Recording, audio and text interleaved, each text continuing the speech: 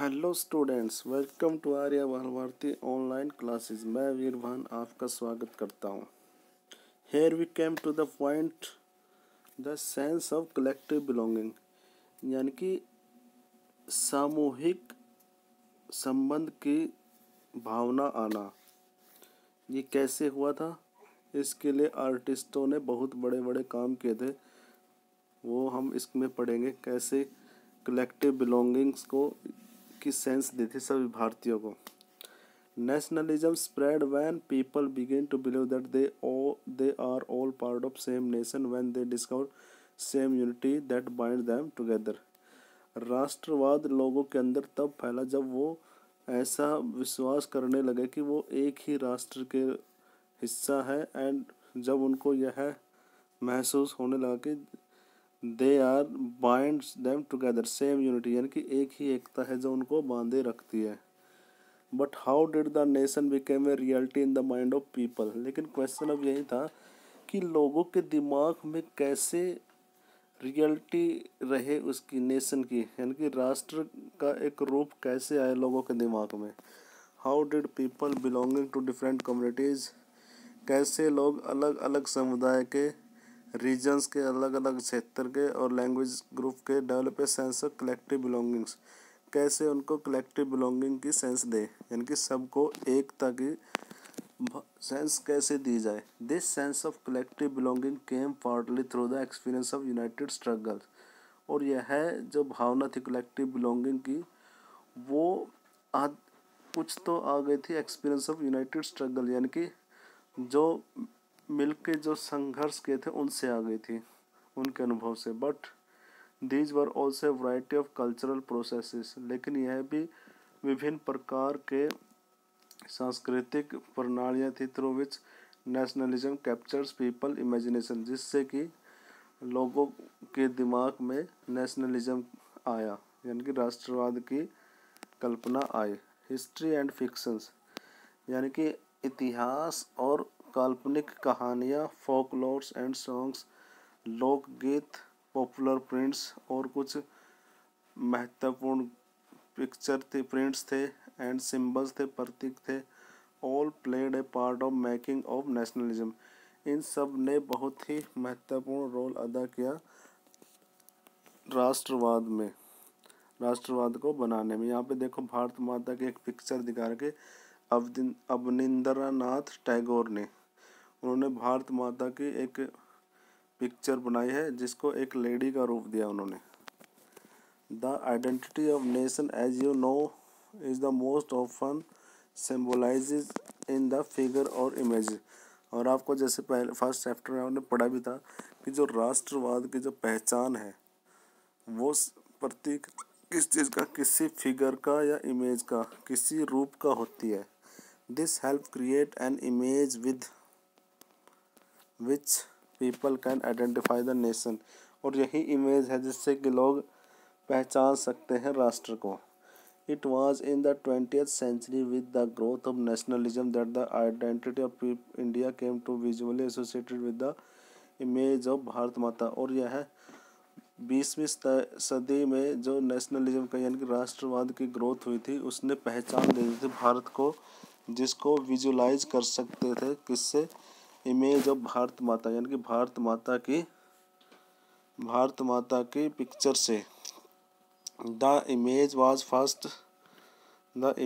First created by Bankim Chandra Chattopadhyay, और ये पहली इमेज थी, यह रूप किसने दिया था सबसे पहले, बंकिम चंद्र चट्टोपाध्याय ने।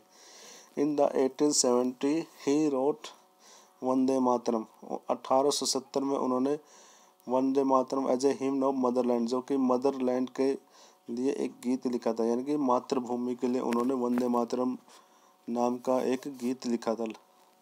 Letter it was included in his novel Anand Math, और बाद में उसकी जो आनंद मठ नाम की एक नॉवल थी उसमें उसको शामिल किया गया। एंड वाइडली संग during the Swadeshi movement in Bengal, और बंगाल के जो स्वदेशी आंदोलन हो रहे थे वहाँ पे चारों ओर यही गाना गाया गया था। Moved by the Swadeshi movement, Abanindranath Tagore painted his famous image of Bharat माता, और इसी स्वदेशी आंदोलन से प्रभावित होकर अवनींद्रनाथ टैगोर ने भी एक भारत माता की फेमस जो इमेज थी या पिक्चर थी उसको उन्होंने पेंट किया अपनी पेंटिंग में।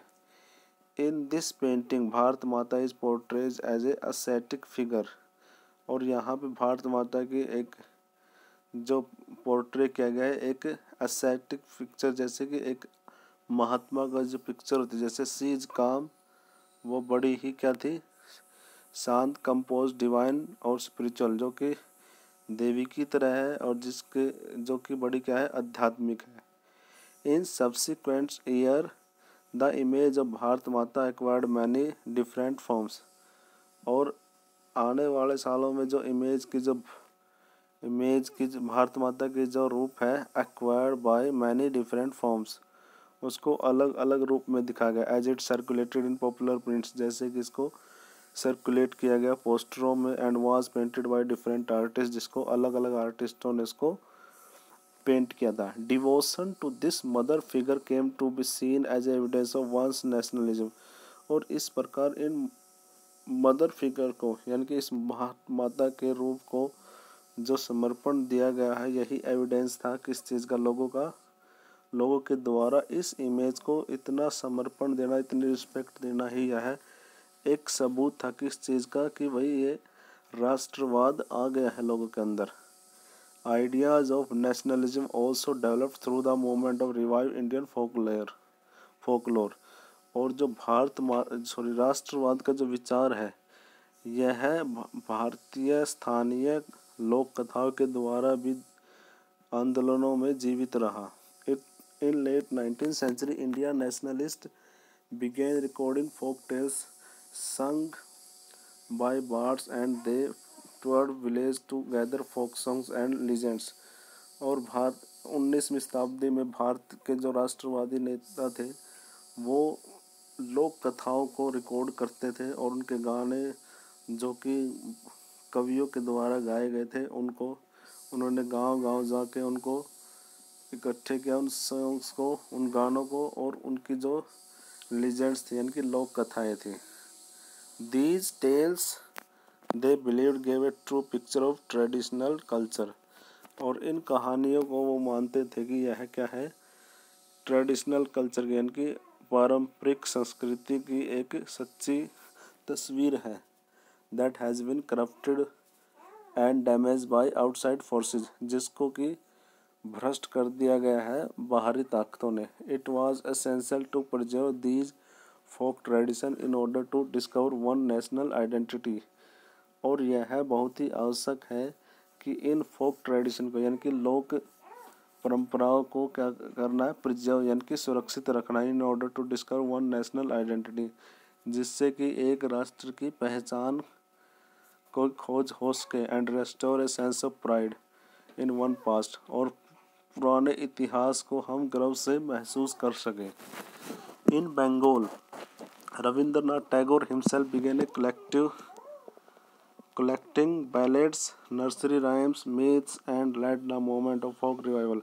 बंगाल में रविंद्रनाथ टैगोर था जो कि क्या करता, कलेक्ट कर रहा था, कलेक्टिंग बैलेड्स जो बड़ी बड़ी जो कविताएं थी, नर्सरी राइम्स थी और मिथ्स थे और कुछ काल्पनिक कहानियाँ थी, and led the movement of folk revival, जिससे कि उन्होंने स्थानीय लोक साहित्य को आंदोलन को क्या किया, उन्होंने पुनर्जीवित किया। In Madras Natesha Shastri published a massive 4-volume collection of Tamil folk tales. Madras में नतेशा शास्त्री नाम का एक स्कॉलर जिसने बहुत बड़ी 4-volume कलेक्शन थी तमिल फोक टेल्स की, उनको इकट्ठा किया, एंड द फोक लोर ऑफ सदर्न इंडिया, और उनको साउथ इंडिया की क्या बनाया, लोक कथाएं बनाया। ही बिलीव दैट फोक लोर वॉज नेशनल लिटरेचर। वो मानते थे कि जो फोक लोर है वो नेशनल राष्ट्रीय इतिहास का हिस्सा थी। It was the most trustworthy manifestation of people real thought and characteristics. और यह भारतीयों के असली विचारों और गुणों का एक बहुत ही विश्वास पात्र मैनिफेस्टेशन यानी कि उनका एक्सप्रेशन है ये। यहाँ पे पिक्चर में दिखाया गया जवाहरलाल नेहरू ए पॉपुलर प्रिंट, इसमें उनके हाथ में है, इस बुक के ऊपर प्रिंट में भारत माता की पिक्चर, यानी कि भारत माता को यहाँ पे वुमेनली फिगर में दिखा गया, डिवाइन फिगर में। यहाँ नेक्स्ट पिक्चर, यहाँ पे भारत माता को एक देवी के रूप में दिखाया गया है। As the national movement developed, nationalist leader became more and more aware of such icons and symbols in unifying people and inspiring in them feeling of nationalism। जैसे ही राष्ट्रीय जो आंदोलन था बढ़ता गया, नेशनलिस्ट लीडर राष्ट्रवादी जो नेता थे वो ज़्यादा से ज़्यादा क्या हो गए, अवेयर हो गए, अभिज्ञ हो गए इस प्रकार के प्रतीकों से, जिससे कि वो लोगों को इंस्पायर कर, प्रेरित कर रहे थे और उनको क्या कर रहे थे, यूनिफाइंग यानी कि एक कर रहे थे। किससे? With the feeling of nationalism, राष्ट्रवाद की भावना में। During the Swadeshi movement in Bengal a tricolour flag, Swadeshi movement के दौरान यानी कि जब स्वदेशी आंदोलन चल रहा था बंगाल में, उसके दौरान ही ट्राई कलर फ्लैग जो हमारा आज का जो नेशनल फ्लैग है रेड ग्रीन और येलो वाज डिजाइन, जिसको डिजाइन किया गया। It had 8 lotus representing 8 provinces of British India, और उसके उस झंडे के 8 लोटस थे यानी कि 8 कमल के फूल थे, जो कि भारत के उस टाइम पे 8 प्रोविंसेस थे, 8 प्रांत थे ब्रिटिश इंडिया में, उनका क्या कर रहे थे, रिप्रेजेंट करते थे, प्रतिनिधित्व करते थे। और एक क्रेसेंट मून था और एक उसमें आधा कटा हुआ चंद्रमा था, रिप्रेजेंटिंग हिंदू एंड मुस्लिम, जिसमें हिंदू और मुस्लिम एकता को दिखाया गया था। By 1921 Gandhi ji has design the Swaraj flag, और 1921 में गांधी जी ने एक स्वराज फ्लैग को क्या किया, डिजाइन किया गया। It was again A try colour, और यह भी ट्राई कलर ही था, लेकिन इसके कलर थे रेड ग्रीन एंड वाइट। अब येलो की जगह इन्होंने वाइट कर दिया। And had a spinning wheel in the centre, और उसके मध्य में एक चरखा, काटता हुआ एक चरखा था, representing the Gandhian ideal of self help, और यहाँ गांधी जी के सेल्फ हेल्प के प्रतिनिधित्व करता था ये चरखा। Carrying the flag holding it aloft during the marches became a symbol of defiance, defiance means होता है अवेलना, और इस झंडे को हाथ में लेकर ऊंचा करके चलना या विरोध करना ही किस चीज़ का सिंबल हो गया, किस चीज़ का प्रतीक हो गया, वो उनके ब्रिटिश सरकार के कानूनों का विरोध करने का एक प्रतीक हो गया। Another means of creating a feeling of nationalism was through री इंटरप्रिटेशन ऑफ हिस्ट्री, और दूसरा तरीका था जो लोगों के अंदर नेशनलिज्म यानी कि राष्ट्रवाद की भावना को जगाने का था, वो था री इंटरप्रिटेशन ऑफ हिस्ट्री, यानी कि इतिहास को दोबारा से व्याख्या करना। By the end of 19th century many Indians began feeling that to instill sense of pride in nation Indian history had to be thought about differently, यानी कि बहुत सारे जो हमारे नेशनलिस्ट थे वो यही मानते थे कि हमें क्या करना चाहिए, इतिहास को है ना दोबारा से क्या करना चाहिए, इंटरप्रेट करना चाहिए, और लोगों के अंदर sense of pride of the past यानी कि पास्ट की हमें गर्व की बातें उनके अंदर इंस्टिल करनी पड़ेंगी यानी कि डालनी पड़ेगी। The British saw Indians as backward and primitive, Britishers भारतीयों को देखते थे कि ये क्या है, बहुत ही पिछड़े हुए हैं और प्राचीन है, इनकेपेबल ऑफ गवर्निंग देमसेल्फ, और वो अपने आप को अपनी सरकार चलाने में क्या है, वो इनकेपेबल है यानी कि अकुशल है। In response Indian began looking into the past to discover India's great achievement, और उसके जवाब में भारतीयों ने भी देखना शुरू कर दिया पास्ट में यानी कि इतिहास में, to discover India's great achievement, जिससे कि वो भारत की पुरानी उपलब्धियों को क्या कर सके, वो खोज सके। They wrote about the glorious development in ancient time, और उन्होंने बहुत बड़े बड़े जो ग्लोरियस डेवलपमेंट थे इन एंशियंट टाइम में, and when art and architecture, science and mathematics, religions and culture, law and philosophy, इस प्रकार हर क्षेत्र में, कला में, साहित्य में, साइंस में, मैथमेटिक्स में, धर्म में, संस्कृति में, कानून में, दर्शन शास्त्र में, क्राफ्ट में, ट्रेड में, जो कि पुराने टाइम में यानी कि जो व्यापार में हर क्षेत्र में भारत जैसे जिसमें फ्लोरिश हुआ था यानी कि समृद्ध हुआ था, तो उनको दोबारा से क्या किया जाने लगा, यहाँ पे डिस्कवर किया जाने लगा और लोगों को इंस्पायर करने लगे। This glorious time in their view was followed by the history of decline. और यही जो ग्लोरियस टाइम था यानी कि यह गौरवमय जो समय था उनके विचारों में was followed by the history of decline, जिसके बाद क्या हुआ, जो इतिहास का पतन होने लगा। व्हेन इंडिया वाज कॉलोनाइज, जब भारत को क्या किया गया, कॉलोनाइज यानी कि उपनिवेशी बनाया गया, गुलाम बनाया गया। These nationalist histories urge the reader to take pride in India's great achievement.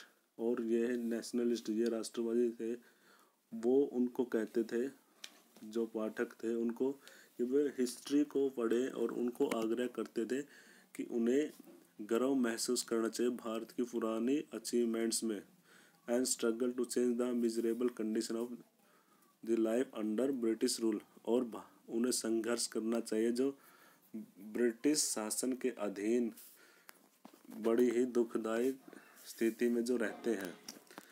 These efforts to unify people were not without problem। लेकिन इस प्रकार के जो प्रयत्न थे लोगों को एक करने के, ये बगैर समस्या के नहीं थे। When the past being glorified was Hindu, जब पास्ट को जब ग्लोरीफाई किया गया तो हिंदू थे। When the images celebrated were drawn from Hindu iconography, जब हिंदू जो इकोनोग्राफी थे यानी कि हिंदुओं के जो आर्टिस्ट थे उनके द्वारा जो ये पिक्चर बनाई जाने लगी थी, then the people of the other community felt left out, तब दूसरी कम्युनिटी के लोग थे वो उससे निकलने लगे। यानी कि अब हिंदूवाद ज़्यादा हो गया जिससे कि अन्य लोगों को क्या एलिनेशन महसूस होने लगा।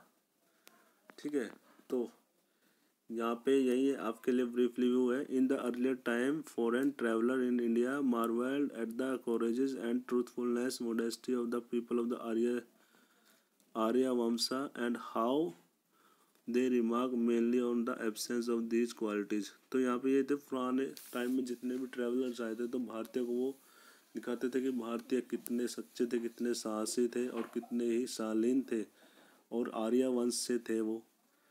And now they remark mainly to the absence of those quality, अब वो दिखाते हैं कि उन क्वालिटीज़ वो गुण उनके अंदर है ही नहीं।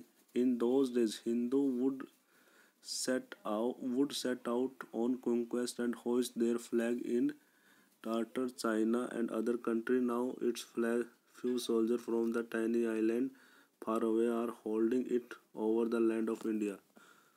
तो यहाँ पे एक इतिहासकार ने दिया गया है जो हमारे टैनी चरण चट्टोपाध्याय है भारत भारेश्वर इतिहास में। उन्होंने बताया कि कैसे भारतीय पहले कितने साहसी थे, कितने वीर थे, आर्य थे, लेकिन कुछ लोग, कुछ मुट्ठी भर लोग आए विदेश से और उन्होंने क्या कर दिया, कुछ सोल्जर आए, उन्होंने भारतीय को गुलाम बना दिया। तो यहाँ पे यही बताया गया है। तो ये आपने एक्सप्लेन करना है कैसे हुआ। कंक्लूजन, अब निष्कर्ष में करते हैं। A growing anger against the colonial government was thus bringing together various groups and classes of Indian into a common struggle of freedom in the first half of the 20th century. और इस प्रकार जो बढ़ता हुआ जो गुस्सा था उपनिवेशी सरकार के खिलाफ वाज दस ब्रिंगिंग टुगेदर, इस प्रकार वो बहुत सारे ग्रुप और बहुत सारे समुदाय और समूहों और वर्ग के भारतीयों को एक आम संघर्ष में लेके आ गया, आज़ादी के संघर्ष में लेके आ गया। The Congress under the leadership of Mahatma Gandhi try to channel people's grievances. और जो कांग्रेस पार्टी थी महात्मा गांधी जी की अध्यक्षता में, लीडरशिप में, वो भी कोशिश कर रही थी कि लोगों की शिकायतों को क्या किया जाए, चैनलाइज किया जाए इनटू ऑर्गेनाइज मूवमेंट, और उनकी शिकायतों को, उनकी जो रोष था ब्रिटिश गवर्नमेंट के खिलाफ, उनको किस में लेके चले, वो उसको वो मूवमेंट में यानी कि आज़ादी के लिए जो आंदोलन किए जा रहे थे उसमें उनको संगठित करें। Through such movement the nationalist try to forge a national unity. और इस प्रकार के आंदोलनों से ही राष्ट्रवादियों ने क्या किया, एक राष्ट्रीय एकता को बनाया, को रूप दिया। But as we have seen diverse groups and class participated in this movement with varied aspiration and expectation. जैसे कि हमें पता है कि इन आंदोलनों में अलग अलग प्रकार के समूहों के और अलग अलग वर्ग के लोगों ने इसके अंदर हिस्सा लिया था इन आंदोलनों में। तो उनकी एस्पायरेशन और एक्सपेक्टेशन, उनकी इच्छाएं और अभिलाषाएं अलग अलग थी। As their grievances were wide ranging, जैसे कि उनकी शिकायतें बहुत बड़ी बड़ी थी।